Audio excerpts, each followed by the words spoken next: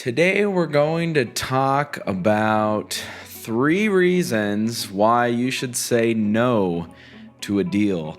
And this is going to be in regards to a deal that's already in the market you want to be in and that makes sense and fits your budget. So 3 reasons and questions to ask yourself that might lead your answer to no, to make you pass on the deal. Let's jump right in. Welcome to Short-Term Rental Riches, where we'll discuss investing in real estate, but with a specific focus on short-term rentals to help you build wealth faster with as little headache as possible. So I know what it's like when a great deal comes along, the perfect deal. It looks awesome. It seems like the numbers make sense. It's in the right market. It's got so much potential, and you get a little emotionally attached. I know, I've been there lots of times, but sometimes we've just got to say no. And there's some certain things we've got to ask ourselves, and those often lead to no. No! No! No! Does not make sense, and we've got to pass on it. So I want to talk about 3 different things this week, 3 different reasons why you would say no. Then I want to tell you real quickly about 2 deals that I've passed on recently myself, one in the US and one down here in Medellin, Colombia. So let's jump into number 1, and I know I talk about this a lot, but it is the most important. So we're assuming you're already in a market that makes sense. The market has good fundamentals, population growth, strong employment, all of those things. And this potential property meets your budget. But that doesn't mean that it makes sense as an investment. And the numbers are going to tell you that. So we have to run the numbers. We have to. At the end of the day, it all comes down to numbers. The numbers tell us what to do. So what numbers we're talking about? We're talking about the rents or the potential rents. And again, I always like to run my properties on a long-term basis first before I consider converting them to a short-term rental. So that's what I'm talking about here. So does your mortgage and your insurance and your property tax and your management and potential utilities, do all those expenses on a long-term basis equal less than your potential rent? Now, if the unit's vacant, well, then you're going to have to look up rent comps in the area and be conservative.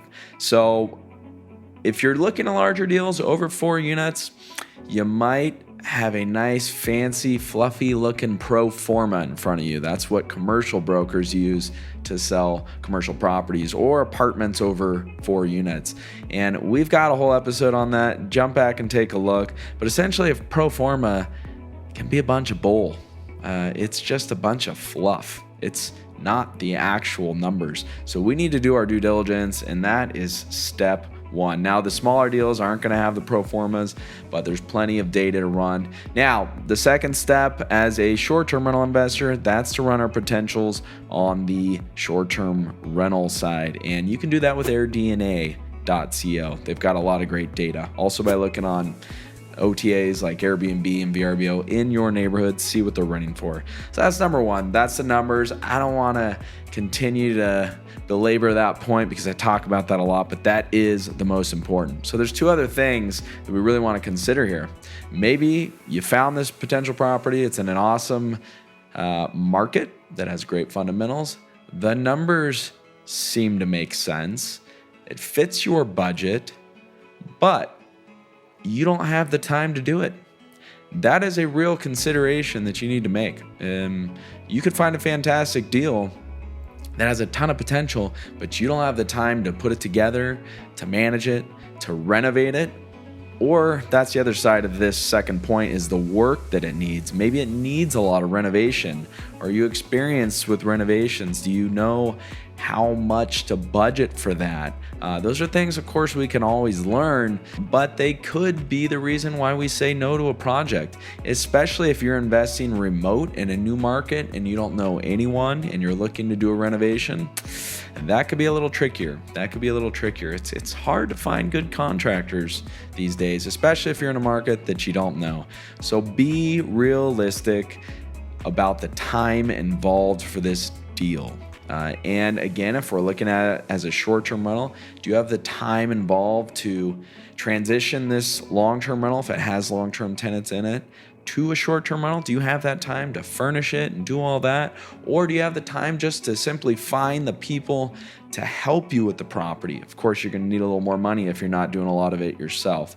So that is the number 2 reason, is time and work involved. And the third reason is sort of a broad one. It's basically unknowns. There are things that are hard to know in the beginning. Now, our due diligence helps answer most of those questions. So our physical due diligence, property inspections, plumbing inspections, whatever inspections you need. If there's any issue on the property and it seems like it could be a big cost down the road, then you want to have it inspected. So we can figure out a lot of unknowns, but when it comes to the short-term rental world, there's a few others that may still be unknown. What if there's no short-term rental regulations in that city yet?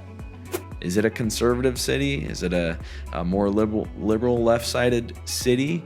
Well, you've got to consider that's possible. If there's no restrictions or rules in place, it doesn't mean that there can't be in the near future. So we like to invest in places that already have those rules established so we know that they're available. So that is an unknown if there are no regulations in place yet. Now, if you're trying to start a short-term rental in a vacation or remote area and there's no other data to go off of, there's no other short-term rental comps, well, that can be another unknown too, and that could make it a little riskier. So most places now you can find pretty good data with AirDNA or just by going on Airbnb. And as we know, Airbnbs are all over the world. They're everywhere. And the few spots that they're not, well, they're coming soon. So, but that is an unknown. So consider that. So those are the 3 things. The number 1 is basically numbers. Numbers tell us what to do.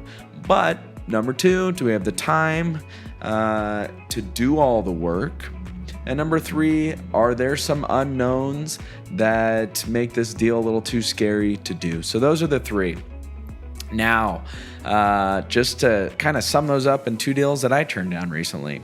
And one was in the US. This is actually not a property that was going to purchase. Someone came to me with a lease arbitrage deal. If you guys have been listening to the podcast for a while, you know that almost all my properties I own, but I did sign a lease for 10 units and it's working out really, really well. It's crushing it, actually. It's making a ton of money.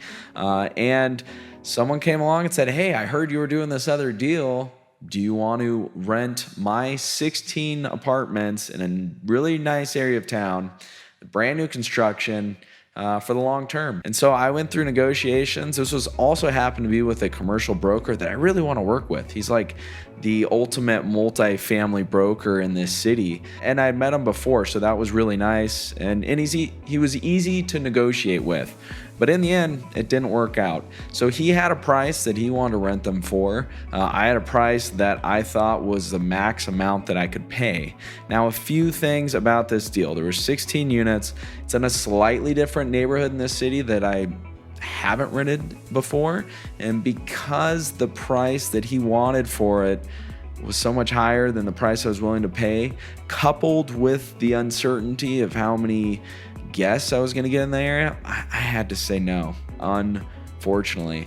And there was a lot of great things about it. It was brand new construction. He did a great job on it. Looked nice. Walking distance to amazing restaurants. I mean, I was getting attached to this thing. It was a great opportunity. It just didn't make sense. In the end, the numbers didn't make sense. And there was also a time involved there, you know.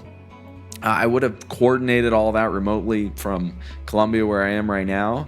But it just didn't work, just slightly too risky. And we had even talked about outs, you know, like if it didn't work out, that I could get out of the lease without any risk. But I wasn't willing to invest for these 16 units, maybe $100,000 in furniture. Of course, I didn't want to invest that. And then 3 months later, find out that it just didn't make sense. And I had the 3 months in time in there. Another one, I'm down here in Colombia and I'm really excited about the opportunity to do my first development. And so I've been researching the market. I'm going to be partnering with a good friend of mine that's just finishing his development. So fantastic lot for sale in the best part of the whole city. I've been spending a lot of time down here years, and I'm a real estate guy, so I've done a lot of research. Fantastic location, but this was a risky deal. This was to build a big development, like 15 stories plus. We'd be demoing 2 properties that were already in the area, and there was a lot of upfront money for this. So we made a great offer based on the amount of value that we'd be able to get out of the property, and that really comes down to how many meters we'd be able to build. And going back and forth with the owners, we weren't able to work that out, unfortunately. Our bottom price was just too low for them. But there was a couple other things that turned me off to this deal. One was the architect that was working on the plans. He already had the plans together. He just didn't seem like a really easy guy to work with. So that's important to consider, especially if you're looking at doing a longer project. If you're looking at partnering with someone for several years, this is probably a minimum 2-3 project, whichever one ends up happening. So if you're starting off on the wrong foot, well, you got to be careful there. So there was that, and then there was the upfront cost. It was going to take about 9 months to get this license, to know how much we could build, and that whole time we would be paying the sellers like a monthly amount. And if it didn't work out in the end, we would lose all that. And we're talking quite a bit of money here, and time again. So multiple reasons there why I had to pass on the deal. The plans, by the way, are to put a lot of short-term rentals in whatever we end up doing. So that's exciting. I'll keep you guys updated on that. So just keep these things in mind. More deals are going to come up. Don't get emotionally attached. I know it's hard to do, but that's when our judgment starts to let us down a little bit, and we don't want to get into a deal that doesn't make sense because it could take quite a long time to get out of it. So hopefully those few tips helped you guys out. Hopefully you're doing really well out there wherever you are in the world. And I really appreciate you listening in. I can't believe we're coming up on our 100th episode. Oh my gosh. 2 years. A lot's happened in 2 years. So until next time, I hope you have a wonderful day.